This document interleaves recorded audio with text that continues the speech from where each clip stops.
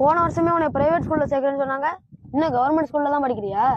டேய், அவங்க அப்பா பெரிய கஞ்சன்டா, பணம் கட்டியெல்லாம் படிக்க வைக்க மாட்டாரா. அப்படியா? இலவச கேசு.